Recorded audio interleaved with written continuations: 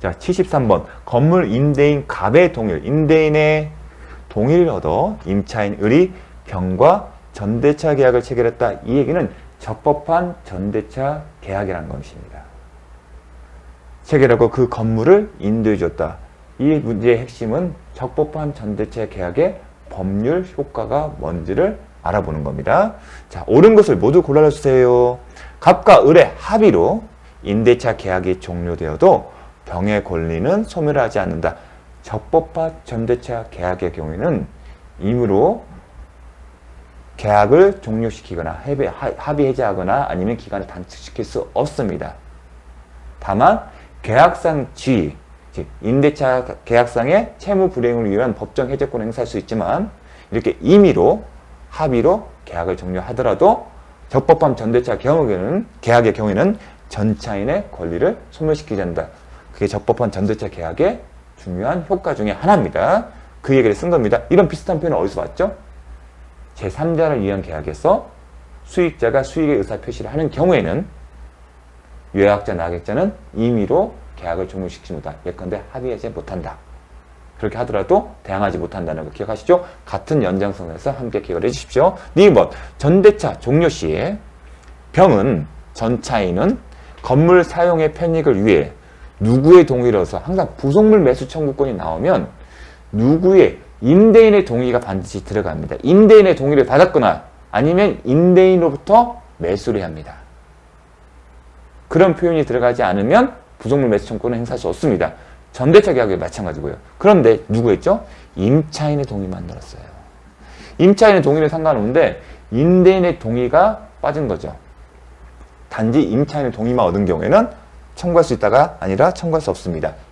그럼 전차인은 임대인으로부터 매수하거나 아니면 임대인의 동의를 얻어서 임차인으로 매수하는 경우, 즉 임대인의 동의가 들어가거나 아니면 임대인으로부터 매수해야 합니다. 전대차 계약의 경우에도 그런 경우에만 부속물 매수 청구를 할 수 있습니다. 왜냐하면 적법한 전대차 계약의 전차인의 부속물 매수 청구권의 상대방은 임차인이 아니라 임대인이기 때문에 그렇습니다. 그렇기 때문에 임대인의 동의가 필요한 겁니다. 동의가 있거나 임대인으로부터 매수한 경우. 디귿번, 임대차와 전대차 기간이 모두 만료된 경우 병은 건물을 갑에게 직접 명도해도 을에 대한 건물 명도 의무를 면하지 못한다. 이겁니다. 갑, 을, 병이죠.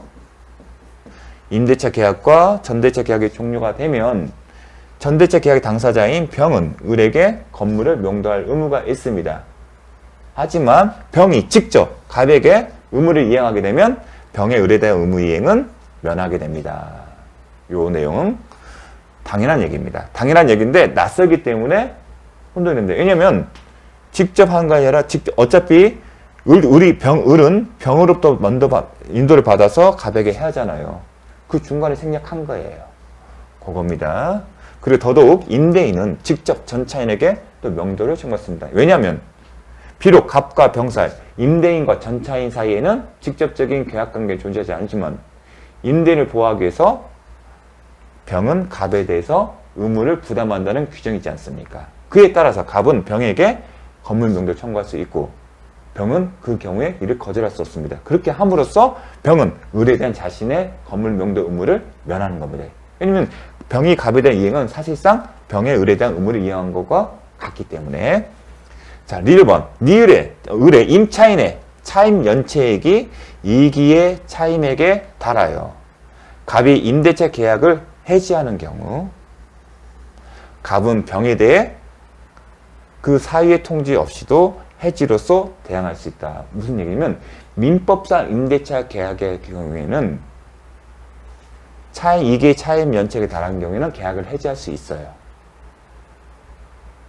근데 설사 적법한 전대차 계약이 있다 하더라도 전차인의 동의 등에 상관없이 일방적으로 해지할 수 있습니다. 그런데 뭐와 헷갈리냐면 이겁니다. 갑과 을의 사이에 임대차 계약이 기간의 약정이 없는 경우가 있어요. 그럼 기간의 약정이 없는 경우는 기간의 약정이 없는 민법상 임대차 계약의 경우는 당사자는 언제든지 해지를 통고할 수 있고 상대방이 그 통고를 받은 날로부터 일정한 기간이 경과하면 해지의 효력이 발생합니다. 그런데 적법한 전대체 계약이 있는 경우에는 전차인을 보호하기 위해서 민법상 규정이 이런 게 있어요. 기간의 약정이 없음을 이유로 계약을 해지를, 임대인이 계약 해지를 통과하고자 하게 되는 전차인에게 통지를 해야만이 대항력이 있다는 규정이 있어요. 근데 그 규정이 차인 연체를 이유로 계약을 해지하는 경우에도 적용되는지가 쟁점이 되는데 그 경우에는 적용되지 않는다. 그렇기 때문에 별도 통지가 없다 하더라도 그 해지의 효력을 주장할 수 있다는 겁니다. 이게 기간의 약정 있는 임대차 계약을 해지한 경우와 이제 비교해서 나오는 겁니다. 자, 74번. 매도인의 담보 책임에 관한 설명으로 옳은 것은 타인의 권리를 매도한 자가 그 전부를 취득하여 매수인에게 이전할 수 없는 경우, 악의의 매수인은 계약 해지할 수 없다. 자, 타인의 권리 매매인데 전부예요. 그러면 어떻겠죠?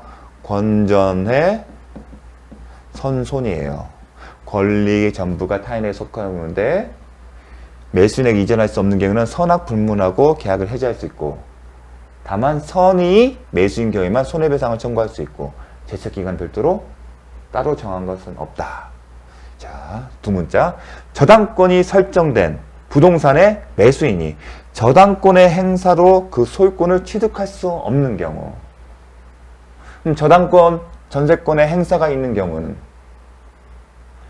매수인의 선악불문 해제, 선악불문 상환 청구, 선악불문 손배 청구입니다.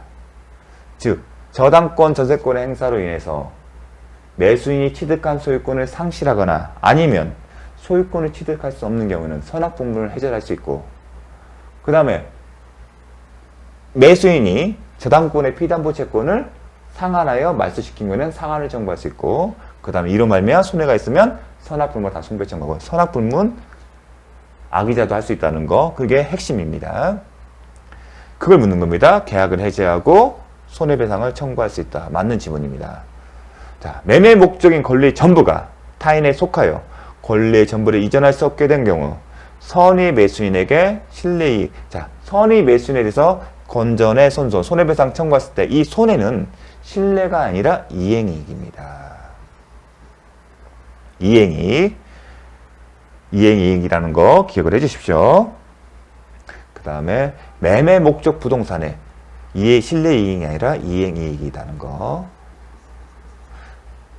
뭐냐면 좀 더 종설하게 되면 목적이란 타인 권리 매매잖아요. 그러면 타인 소유 목적물에 소유권을 넘겨줘야 돼요. 사실 그게 불가능하대요. 그러면 이행이라는 그 불가능한 시점에 그 목적물의 시가를 배상하는 거예요. 그게 이행이에요. 실례익이 뭐냐면 이 매매 계약이 유효하다고 생각하고 지출한 비용들의 준비 비용이에요. 그럼 실례익이 더 클까요? 이행이 더 클 겁니다. 이행이익이라는 거, 이행이 상당히 좀 설명이 필요하지만 이게 자주 출제되는 거 아니기 때문에 되게 복잡한 개념인데, 이행이익이라는 거 어떤 경우에 타인 권리 매매 있을 때입니다. 어떤 경우에요?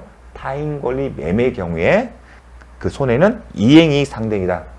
타인 권리 매매. 자, 그 경우를 얘기를 했고요. 그 다음에 매매 목적 부동산에 전세권이 설정된 경우, 계약의 목적 달성 여부와 관계없이 선의의 매수인은 계약을 해지할 수 있다. 자, 저당권과 달리 전세권 조심할 게 있어요. 왜냐하면 전세권의 행사로, 이 전세권은 어떤 성격이죠? 용익물권적 성격과 담보물권적 성격이 있어요.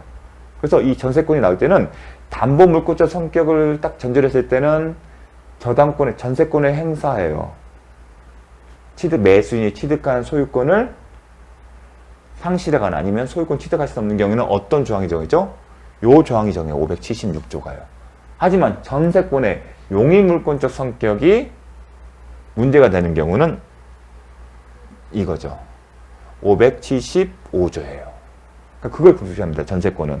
전세권 설정할 때, 이게 담보물권적 성격과 관련된 건지 아니면 용익물권적 성격과 관련되는 것에 따라 적용 규정이 달라요. 왜냐면 575조에도 전세권이 있고 576조에도 전세권이 있기 때문에. 하지만 576조는 저당권 전세권, 즉 담보물권이 실행되어서 소유권을 취득할 수 없거나 취득한 소유권을 잃어버린 경우예요. 그런 표현이 아니면, 그래서 여기는 설정된 경우, 그래서 앞에 보게 되면 저당권 행사, 전세권이면 전세권의 행사로 취득할 수 없는 경우 이렇게 나올 건데 이런 표현이 아니라 전세권 설정된 경우면 이건 용의물권적 성격이 지금 강조되는 거, 문제되는 경우나 그걸 떠올리시면 됩니다. 그럴 때는 575조가 되는 거예요. 권리가 타인의 제한물권에 의해 제한을 받는 경우예요. 근데 제한물 경우 그럼 제한물권 용의물권과 담보물권이 있거든요. 용의물권은 뭐가 있죠? 지상권, 지역권, 전세권이 있고 담보물권, 지휘권 또는 유치권이에요. 근데 공통점이 뭐냐면 목적물의 사용 수익에 제한을 받는 경우예요. 결국은. 그래서 이 경우에는 어떻게 된다? 제한물권, 선의 목적 달성 불가 해제. 선의이고 매수인 선의이고 목적 달성이 불가능한 경우에만 해제하고 기타 경우에는 선의 손배 청구 제척 기간. 요게 575조 두 문자 이렇게 읽었죠. 제한물권, 선의 목적 달성 불가 해제, 기타 선의 손배 청구 제척 기간. 그럼 제척 이 담보 책임의 내용들 다 선의인 경우 인정해요. 그럼 제척 기간은 1년인데 언제부터? 악의인 경우에는 매매 계약을 체결한 날로부터 그죠? 법령이 성립한 날로부터. 선의인 경우에는 한 날로부터.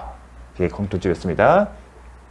지상권, 지역권, 전세권, 질권 또는 유치권의 목적이 된 경우에 매수인이 알지 못한 선인 경우에는 계약의 목적 달성 없는 경우에 하나에서만 해제할 수 있고 기타의 경우에는 선의이고 손해배상만 청구할 수 있다.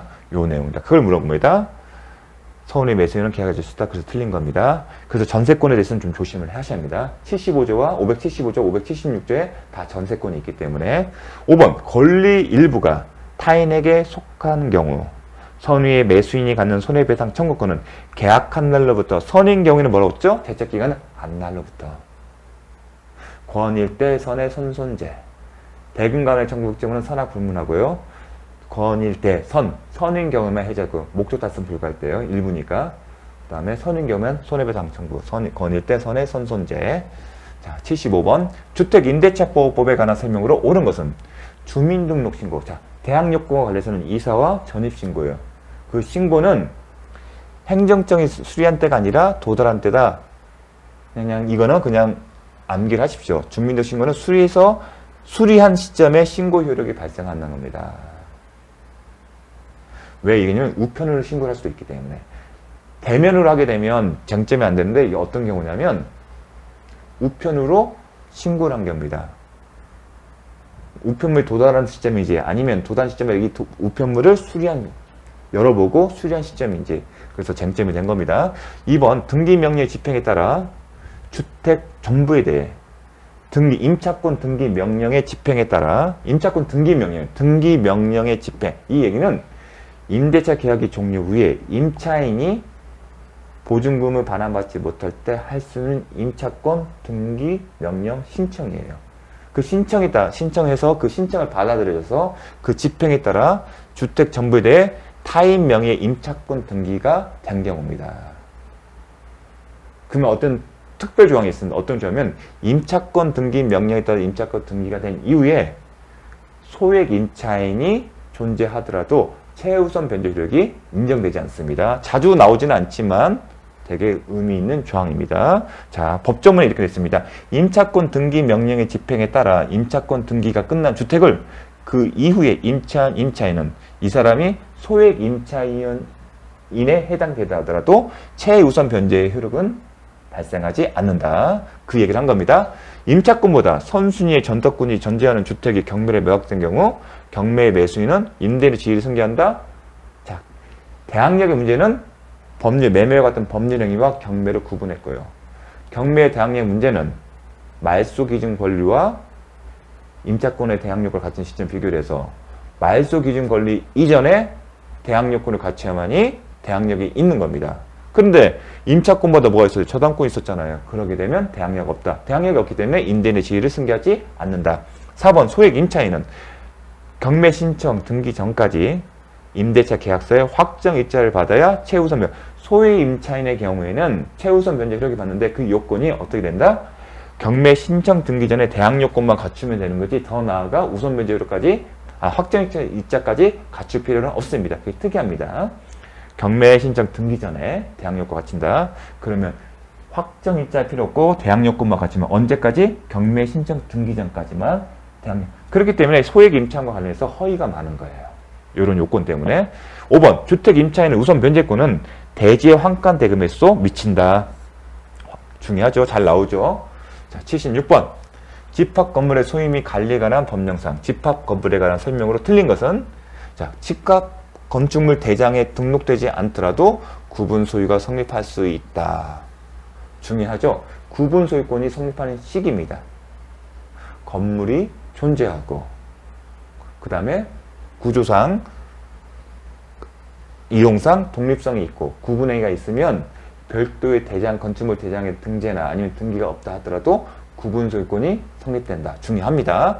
2번 공용 부분의 사용과 비용 담은 공용 부분은 공유라죠. 구분 소유자가. 공유면 공유 지분 비율에 따라 부담하겠죠. 공유 지분, 전유 부분이 아니라 공유 지분 비율에 따라 비용을 부담합니다. 근데 공유 지분은 어떻게 한다? 공유 지분은 전유 부분의 면적 비율에 따라 결정됩니다. 요 법조문을 약간 바꿔 쓴 겁니다. 자, 공용 부분이니까 공유예요. 대부분 공용 부분은 부담, 비용 부담은 공유자의 지분 비율이에요. 근데 공유자 지분 비율을 어떻게 결정한다? 집합 건물의 경우에는 전유 부분의 면적 비율에 따라 정해진 겁니다. 이 내용을 섞어 쓴 거예요. 그래서 법조문 갖고 장난친 겁니다. 3번 집합 건물의 공용 부분은 시효 취득 대상이 될 수 없습니다. 4번 관리인 선임 여부에 관계없이 공유자는 단독으로 보존행위를 할 수 있습니다. 공용 부분에 대한 보존행위, 공유자이기 때문에. 자, 5번 구분 소유자는 규약 또는 공정증서로서 달리 정하지 않는 한 점유 부분과 분리하여 대지 사용권을 처분할 수 있는. 이게 뭡니까? 전유 부분과 대지 사용권의 일치성이에요. 이게 집합 건물의 법의 특징이에요. 그래서 누누이 강조하고 이 부분이 중요하기 때문에 최근에 이 부분이 언급된 바 있습니다. 규약과 공정서 달리 정하면 분리해서 처분할 수 있습니다. 하지만 이게 없으면 할 수 없다. 자, 여기서 하나 이제 볼 게 있습니다. 집합건물법과 관련해서 볼 게 있는 게 뭐냐면 최근에 이제 선고된 게 있는데 뭐냐면 이제 처음 나온 내용들은 아닌데요. 집합건물법과 관련해서 이 공유문의 보존행위를 단독 할 수 있다는 그 의미에 대해서 묻는 게 반복되고 있습니다. 어떤 내용이냐면 공유물의 보존행위 의미 및 민법 265조 단서에서 공유물의 보존행위를 각 공유자가 단독 할 수 있도록 한 취지 뭐였죠? 다른 공유자에게 이익이 되고 긴급성이 있기 때문에 보존행위를 단독으로 할 수 있습니다. 그게 우리가 공유 파트에서 배웠던 내용이에요. 그런데 이 보존권 행사 결과가 공유자 이름의 보존권 행사가 다른 공유자의 이해와 충돌한 경우에도 공유물의 보존행위로 볼 수 있는지가 쟁점이 됐어요. 그런데 우리가 보존행위가 아까 뭐라고 했죠? 왜 인정됐죠? 긴급성이 있고 다른 공유자에게도 이익이 되기 때문에 보존행위인 거예요. 그 얘기는 공유자주 1인에게 이해와 충돌하는 경우에는 다른 공유자에게도 이익이 되는 경우에 해당되지 않기 때문에 보존행위가 아니다. 그 개념이 나오는 겁니다. 그걸 묻는 겁니다. 보존권 행사 결과가 다른 공유자의 이해와 충돌되는 경우, 즉 다른 공유자에게는 이익이 되지 않는다. 즉 불리한 경우에는 보존행위로 볼 수 없다는 겁니다. 보존행위로 볼 수 없기 때문에 이런 경우에는 뭐가 된다? 보존행위가 아니기 때문에 단독으로 못하고 어떻게 된다? 관리 방법이 있으면 관리에 해당되기 때문에 공유의 관리는 과반수 지분권으로 과반수로 결정한다 하는 거예요. 그럼 집합건물법은 어떻게 하냐? 이게 공유 파트에서 나온 내용인데 이게 어디서 나오냐? 이제 집합건물법에 나온 거예요. 집합건물권에 관해서도 나오는 거예요. 구분 소유자가 공용 부분에 대해 그 지분권에 기하여 권리를 행사하는 것이 다른 구분 소유자들의 이익, 결국은 다른 구분 소유자는 다른 공유자의 이익에 어긋나는 경우에는 뭐다? 보존행위가 아니다. 따라서 보존행위가 아니기 때문에 어떻게 한다? 보존행위가 아니기 때문에 단독을 할 수는 없고 관리단 집회의 결의를 거쳐야 하는 관리행위다. 보존행위가 아니기 때문에 집합건물의 경우에는 관리단 집회의 결의를 거쳐하는 관리행위인 겁니다. 그 얘기를 하고 싶은 겁니다. 이게 공유 파트, 공동소유에서 나오는 법리인데 이 법리가 집합 건물에 대해서 공용 부분에 대해서도 그대로 적용이 되는 겁니다. 논의 실익. 공유파트에서 보존행위는 단독할 수 있지만 관리행위는 어떻게 돼요? 과반수가 있잖아요. 그러면 이게 아파트, 집합 건물의 경우는 어떻게 된다? 관리단 집회로 하는 거다. 그게 의미가 있는 겁니다. 집합 건물의 공용 부분이 적법한 용도 또는 관리 방법에 어긋나게 사용되고 있어 일부 구분 소유자가 방해 배제 청구로 원상 회복을 구했어요. 보존행위로서. 그런데 이러한 것들이 다른 구분 소유자의 이익에 어긋날 수 있는 경우, 보존행위가 아니잖아요. 보존행위가 아니라 이건 뭐죠? 관리행위 때문에, 즉 단독으로 못하고 어떻게 한다? 관리단 집회 결의를 거쳐야 한다. 요게 좀 의미 있는 판례입니다. 올해 나왔기 때문에, 올해 출제될지 모르겠지만, 그쪽 3월에 나왔기 때문에 유의미한 되게 의미가 있는 겁니다. 이 이론이 실제적으로 사례 보면 되게 의미 있는 것들이 있습니다. 사례에서는 잘 기억을 해주십시오. 또 하나가 뭐가 있냐면, 이제 또 기억할 게 2022년입니다. 구분 소유자 아닌 대지 공유자와 구분 소유자 사이에서 대지의 사용 수익과 관련된 부당이득 반환 법률 관계. 정말 중요합니다. 정말 잘 알아두셔야 합니다. 이게 실무에서는 정말 이게 쟁점이 돼요. 그리고 이 판결, 전원 합의체 판결 이전에는 경매 관련해서 이 지분권만 매수하는 전문적으로 경매로 낙찰을 맞는 사람들이 많았습니다. 그런 소송 제기하는 경우가 많습니다. 특히 다세대 주택. 보통의 경우는 건물을 이제 신축하잖아요. 토지를 매수해서. 근데 이 매수하고 나서 이제 지주작업 끝난 다음에 건축을 시작하는데 등기를 하고 싶어도 못하는 경우가 있어요. 뭐 대단지 아파트에서 이런 일이 발생하는데 다세대에서 많습니다. 특히 수도권이에서. 그래서 대지 사용권이 등재되지 못한 데서 건물의 소유권만 바뀌는 경우가 있더라가 건물 소유자가 아닌, 즉 구분 소유자가 아닌 사람들이 대지 지분권만 갖고 있는 경우가 있었습니다. 그런 경우에 이제 부당이득 반환 청구 문제가 됐습니다. 그런 출발점 이겁니다. 좀 중요하기 때문에 잠시 쉬었다가 살펴보도록 하겠습니다.